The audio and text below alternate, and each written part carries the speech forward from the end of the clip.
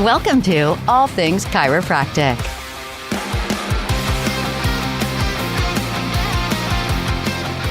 Welcome to another episode of All Things Chiropractic. I'm Paul Andrews. And I am Dr. Mark Davini. Welcome all.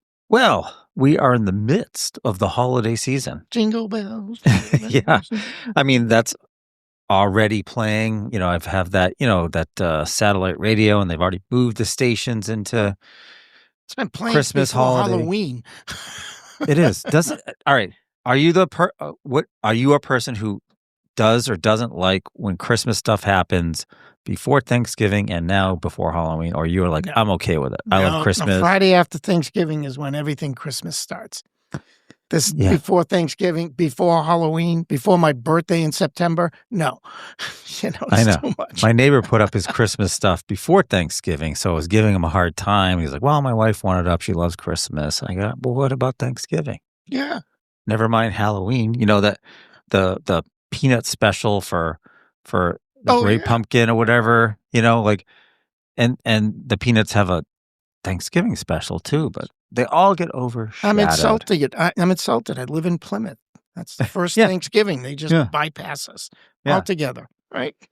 So we all know that Christmas Eve is next week, but we are in the midst of Hanukkah, day 3, I believe, of Hanukkah itself, the Festival of Lights. And we were thinking about, during this holiday season, there's a lot of fun, joy, but also, with patience comes stress, travel, their routines are off, things like that. And so we thought we would focus in on practice and the patient during the holiday season, have a little chat, some stories maybe. How do you deal with it? How do you deal with your patients? And how do you deal with the holiday season? Do you even address the holiday season? It was amazing to me when I do my monthly calls how few chiropractors even knew about Chiropractic Founders Day and didn't mention it or make any kind of mention in their office.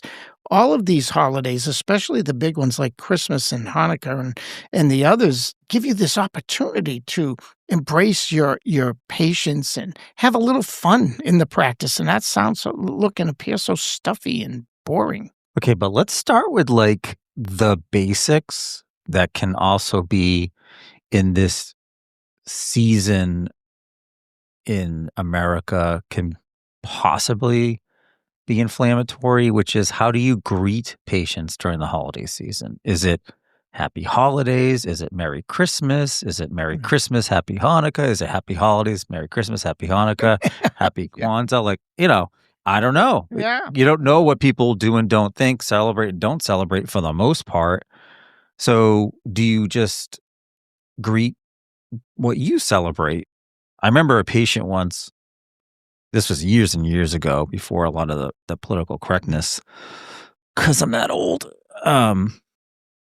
We would say Merry Christmas, and he said Happy Hanukkah, realizing, okay, the guy was Jewish, so it wasn't in a sort of an aggressive way. It was just like, hey, you said how you celebrated, I'm gonna greet how I celebrate it. Right. Totally great. Yeah. No problem there. And there is no real answer, because certainly the demographic of your practice would make a big difference. But personally, I just say Happy Holidays, Merry Christmas. And then if it's past Christmas, Happy Holidays and Happy New Year. Or if we are in the middle of Hanukkah or whatever, Happy Holidays and Happy Hanukkah. So I try and individualize it, but still cover the bases, because there's about 1,001 different holidays that take place this time of year. Well, so I asked our wonderful friend AI about what celebrations happen in December around the world, because I was interested to see, what's out there. So you ask Alfred. That's what I asked Alfred. Yeah. I haven't named I don't really use it that much, but I don't want to feed the beast, so to speak. Yeah, but there's no Siri. It's Alfred. Yeah. Ask Alfred. Yeah. So the sort of the big ones were Hanukkah, Christmas, Kwanzaa, Boxing Day for our neighbors in the north in Canada. Tradition of giving to the less fortunate is what it says. You know what? Do you know what AI put on here, which was hilarious? Was Festivus from that Seinfeld episode. Yeah. And there are people that don't even know Seinfeld, right? And here we have Alfred telling us about I didn't. Festivus. I guess I didn't realize or remember that. According to Alfred, or as you want to call it, December 23rd was Festivus. I thought it was actually the replacement for Christmas, but it's 2 days before. Mr. Costanza celebrated. Say, he'd be screaming and yelling. We'd hear him. Him from here. Yeah. Right? All right. So I'm going to go on a little side tangent. If we had the aluminum pole and you were airing grievances around the table, here we are, Dr. Davini. Right. Hit me with it. What do you got for grievances? Dare you say it? Yeah, I think you've already said it. I don't know how to address people anymore. No, it's grievances about me. We're supposed to go around the table. All right. See, I'm not. We should just rewatch the episode. I got to rewatch the episode now and then. Come on, what do you? I know you. I know you have grievances. No. This is the Christmas season. I'm not doing. No, this is Festivus or pre-Festivus. Then we're supposed to wrestle or something like that. All right. Yeah. We definitely, for those of you who've never seen it or remember it, obviously, as I don't, watch Festivus. Yeah. If you've never watched Seinfeld, then you really don't get it, and you're probably already tuned out. Sorry about that. Yeah. But back to patients. Right. And holidays in particular. Because you're right, it is a particularly difficult time of year for everybody, and you need to be somebody who contributes to the plus and not the minus of all that. That there is a good side of all these holidays, and you need to play that up in your office. Like, do you even address it? Do you decorate? Do you do something special? Do you have some kind of way of embracing the holiday or holidays with your patients? And honestly, for a lot of practices, I know, however they celebrate, a lot of them include some sort of benevolence in their office where they, do fundraisers or Toys for Tots, or it's great. I mean, it's a wonderful. Right. Well, that's what I mean. Make sure you make it aware that you're aware. Yeah. All right. So because you have been in practice for a long time, did you find an uptick in what I'm going to call emotional adjustments during the holidays? Oh, if we go way back to our subluxation podcast, it's obvious that you can subluxate from the outside in, you slip, fall, you do this, but definitely from the inside out. And probably most people truly subluxate from the inside out. So even though they're not out there shoveling snow or slipping and falling or whatever it is that might happen in the winter times, they're probably more subluxated during the holiday season than ever before. So, if you're a newer doc and maybe you didn't get a lot of education in school about handling the emotional subluxation / emotional adjustment, any advice for that newer doc as those patients come in and you can clearly tell that there's some mental anguish perhaps going on for the holidays? Or well, it's a perfect opportunity to link the chiropractic adjustment to the nervous system and effects that most patients may not relate to directly as being a chiropractic problem. So they come in here and they think, I'm stressed, or this or that, and they're busy running around, not getting enough sleep, maybe not even eating as well as they should. And then you come in and you say, you're a lot worse today than I normally see you. You want to know something? I commonly see that this time of year because subluxations can come from the outside in or the inside out. And this is obviously an inside-out subluxation. And now you get to bring in this whole concept that it's not a mechanical entity, it's a neurological entity. So patient education opportunities, really what you're saying. Huge. Making it about them, of course, because it is. Right. That makes sense. What about, because it really starts probably with Halloween, and it definitely sort of reaches one of the two peaks in Thanksgiving is how people eat, right? But the correlation perhaps with them feeling less than optimal as they eat all this garbage, including myself. I don't know if you stuffed yourself at Thanksgiving. I did. Oh, yeah. and then the day after and the day after until you're so sick of it. etc. Right. But, do you find patients even correlate things like their consumption with their declining, health or their increased symptoms? No, because I think patients, like most of society in general, not just our patients, but they tend to isolate out what's going on. Whatever is not good about them is something that happened in the last 24 hours.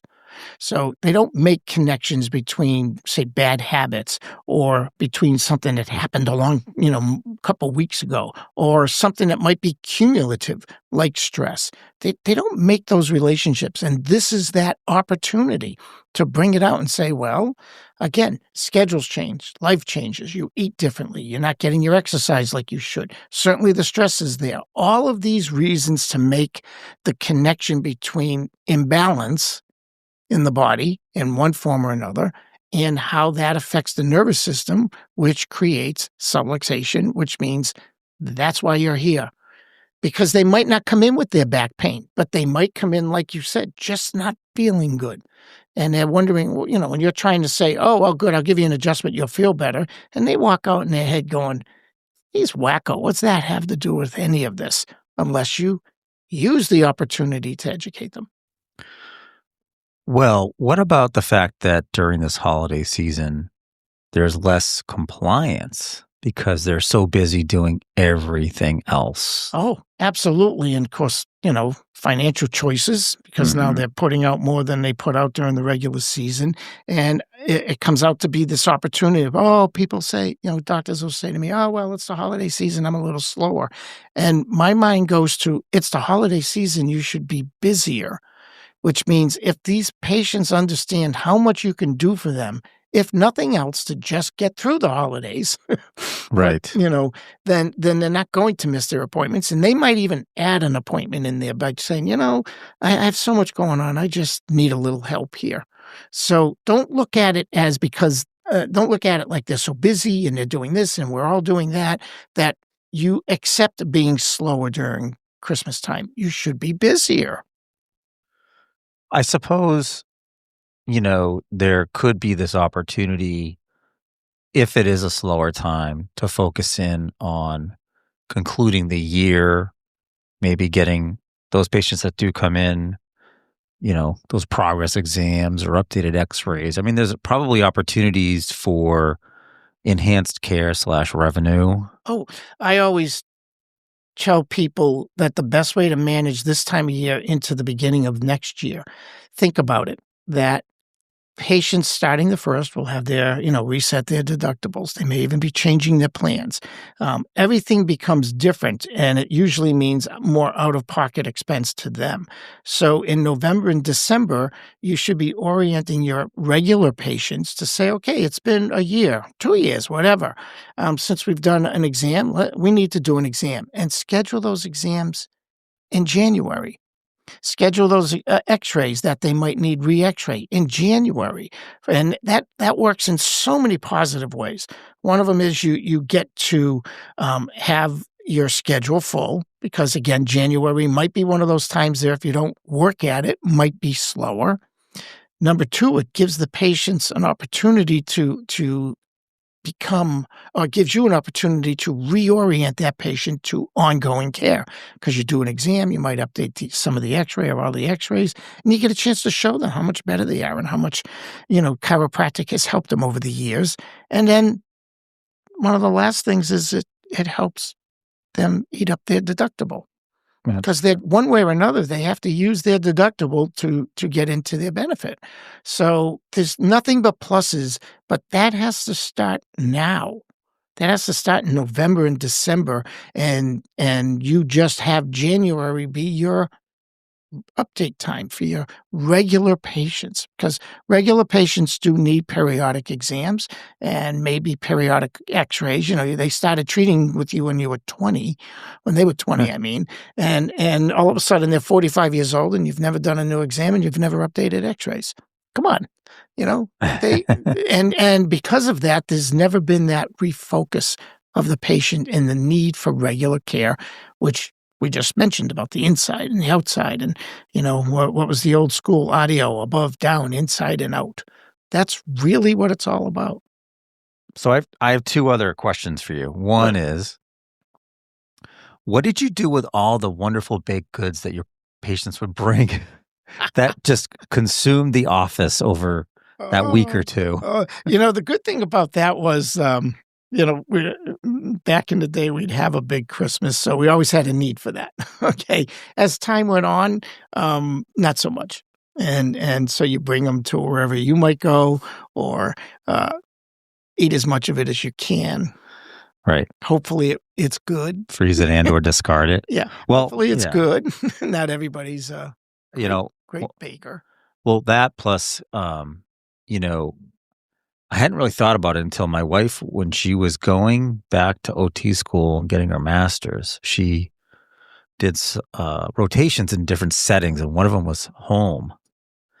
And she said, after doing that for whatever the semester or a variation of that, she goes, I don't think I'm ever going to eat something that comes out of somebody else's house unless I see what their house looks like first. Exactly. Right? Yeah. I was trying to be kind, but yeah. You never know. You never know. You cannot judge a book by its cover sometimes. No. So. And in this day and age, too, being handed something that isn't packaged up tight and sealed up tight or whatever, it is suspect. Unfortunately, it's a crazy world. But well, we've got a lot of adventurous listeners. I bet they'll just go in whole hog and just say, Yeah, we are from the East Coast too, so there's a little bit of cynicism going on here. The old cliche: if you're born to be shot, you'll never be hanged, right? Ooh. But again, back to patients. All right, so back to patients. The question is, what did you do with those patients? Maybe you didn't have a lot of them that would walk in. They're like bah humbug Scrooges, like they're just grumpy people. Yeah. Well, one of the golden rules with communication is always try and meet a patient at their level and then go one step higher. So if you have a bar humbug type of person and they come walking in your office and you're all like, hey, it's Christmas, happy Christmas, we love you, you're going to turn them off. So you might tone yourself down to their level and then come up a notch or two. And it usually works. So that will take the bah humbug person and elevate them. And then certainly, other people who come in who are excited, you want to meet their excitement too, and maybe go one notch higher. So always know your patients is really what it comes down to. Know who they are. You don't want to be the person they don't want you to be. And so always know them, meet them, and go maybe one or two notches higher. That Parker be an oasis, right? Mm-hmm. Be that oasis in the office.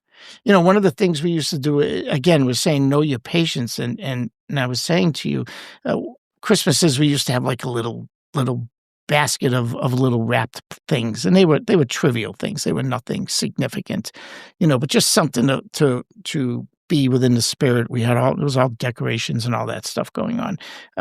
But Jehovah's Witnesses, we were told, could not receive anything wrapped in gift wrapping, but they could receive a gift if it was wrapped in aluminum foil or something plain, like plain paper or whatever. So we had a fairly large number of Jehovah's Witnesses in our practice, and we always made sure that there was a certain number of what we were giving out wrapped in either aluminum foil or plain wrapping, so that when they showed up, we had something to give them. They were so appreciative of that simple little thought. Right. It wasn't even the gesture, because it doesn't even take anything to do that. But they were touched by the fact that we remembered what it was that was important to them. And they were all very kind. They never said anything. They just wouldn't take a gift. Right. Until we noticed one time that they weren't doing that. And then finally you'd ask them and they go, well, in our belief, blah, blah, blah. And that's great. So know your patients so that they're not all you. And they all don't like what you like, or they don't all accept what you accept. So knowing your practice helps. That makes sense. So we're going to keep it light. We're going to keep it short today. Next week, we're going to have another Christmas special as we head into, we're going to have a Christmas special because we're heading into Christmas next week. And that'll be fun. And then we have our year end, which is always fun too. Excellent. But hey, we hope your holiday season is going very well. We really appreciate and are grateful that you are listening to our wonderful podcast. We certainly have a lot of fun doing it. That's right. And I'll leave you with this Jewish proverb because we're in the middle of Hanukkah. A little bit of light pushes away a lot of darkness. Didn't Parker have something about a candle? Yeah, lighting I can't remember the exact quote, but it was basically lighting another candle doesn't take anything away from the candle. From the original candle. Yeah, something like that. Boy, we really did that one justice, didn't we? Let's go back to read the other one more time. Right. That was awful. Anyway, on that note, thanks again for listening to All Things Chiropractic. I'm Paul Andrews. And I'm Dr. Mark Davini. Happy holidays and Merry Christmas. Thanks for listening to All Things Chiropractic. We'd love to hear from you. Visit allthingschiropractic.com with comments, episode ideas, or questions. Or connect with us on Facebook and Instagram at All Things Chiropractic Podcast. Be sure to join Dr. Mark Davini and Paul Andrews next time for another episode of All Things Chiropractic.